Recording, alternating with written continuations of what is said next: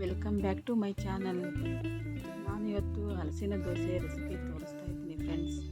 ನೋಡೋಣ ಬನ್ನಿ ಅದಕ್ಕೆ ಏನು ಬೇಕು ಅಂತ. ನಾನು ಸಿಪ್ಪೆ ಬೀಜ ತೆಗೆದುಕೊಂಡು ಹಲಸಿನ ಹಣ್ಣು ತೊಗೊಂಡಿದ್ದೀನಿ, ಬೆಲ್ಲ ಮತ್ತು ಹಸಿ ಕೊಬ್ಬರಿ, ನೆನೆಸಿರೋ ಅಕ್ಕಿ. ಇದು ರಾತ್ರಿ ನೆನೆ ಇಟ್ಕೊಂಡಿದ್ದೆ ಅಕ್ಕಿನ ತೊಗೊಂಡಿದ್ದೀನಿ. ಇದೆಲ್ಲ ಸೇರಿ ಮಿಕ್ಸಿಗೆ ಹಾಕೋಣ. ಹಾಕಿ ಎಲ್ಲ ಮಿಕ್ಸ್ ಮಾಡಿ ಬೆಲ್ಲ ಮತ್ತು ಹಲಸಿನಹಣ್ಣು, ಕೊಬ್ಬರಿ, ಕಾಯಿ ತುರಿ ಎಲ್ಲ ಮಿಕ್ಸಿಗೆ ಹಾಕಬೇಕು.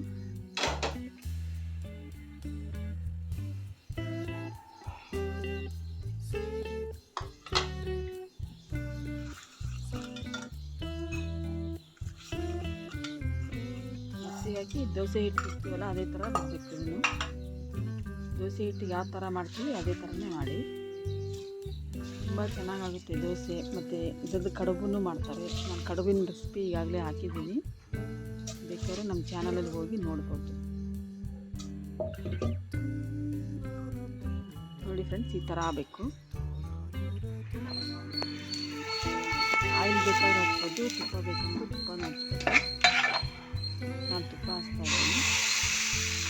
ತುಂಬ ಟೇಸ್ಟಿಯಾಗಿರುತ್ತೆ. ಒಂಥರ ಟ್ರೈ ಮಾಡಿ. ಈಗ ಹಲಸಿನ ಸೀಸನ್ ಅಲ್ಲ, ಈಗ ಸಿಗುತ್ತೆ, ಇವಾಗ ಟ್ರೈ ಮಾಡಿ.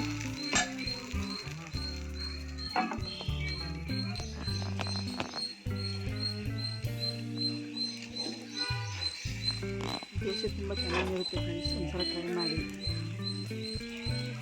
ಯಾರೆಲ್ಲ ನಮ್ಮ ವಿಡಿಯೋ ಮೊದಲೇ ನೋಡ್ತಾ ಇದ್ದೀರೋ ಶೇರ್ ಮಾಡಿ, ಕಮೆಂಟ್ಸ್ ಮಾಡಿ, ಸಪೋರ್ಟ್ ಮಾಡಿ.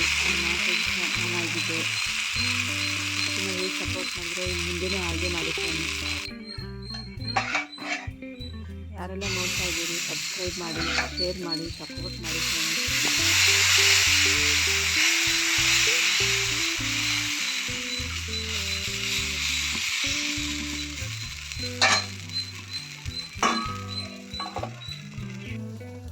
ನೋಡಿ ಫ್ರೆಂಡ್ಸ್, ದೋಸೆ ರೆಡಿ ಆಯಿತು. ಈ ಥರ ಬರುತ್ತೆ, ತುಂಬ ಚೆನ್ನಾಗಿರುತ್ತೆ, ಟೇಸ್ಟಿಯಾಗಿರುತ್ತೆ.